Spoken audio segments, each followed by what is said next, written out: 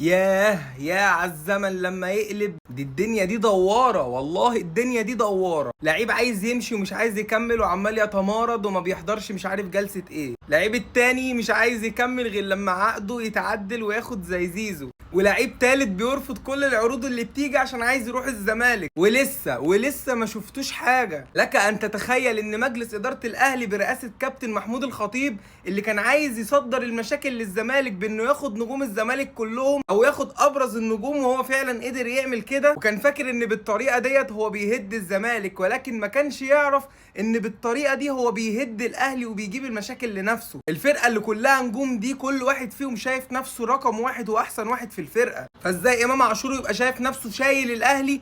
واحد زي زيزو يجي ياخد على الجاهز كده انا تقريبا ضعف عقده. وتريزيجيه مش عارف نفس الكلام، وامام، وعندك مروان عطيه، وعندك ديانج، وعندك مش عارف مين، وعندك مين، وكله هيبص لبعضه. وانت اللي جبت استضاع لنفسك يا كابتن خطيب بسبب طمعك، بسبب السياسه اللي هي مش صح، سياسه ان انا اضعف الخصم واجيب المشاكل للخصم. ما تركز يا عم في فرقتك واعمل فرقه قويه، بعيد عن ان انت تبقى قاصد ان انت تهد الفرقه اللي قدامك. تقريبا كده الاوضاع مش بخير في الجزيره، وشايفين كلنا دوت ان اصلا الاخبار بنفسها يطلع يقولها كابتن شوبير كده علنا وصريحه على قناه الاهلي، يبقى كده الموضوع خرج عن السيطره، يبقى كده الموضوع مش هيقدروا يسيطروا عليه، يبقى كده الاخبار هتطلع وهتنتشر، فيقول لك نقولها احنا بدل ما الاخبار تتسرب من الاعلام، والاعلام اللي يقولها لا نطلع نقولها احنا عشان نحس ان الدنيا ايه تحت السيطرة. ولكن انا بقول لك الدنيا في الاهلي مش تحت السيطرة تماما. انت اللي عملت كده في نفسك، انت اللي بصيت على غيرك، انت اللي طمعت،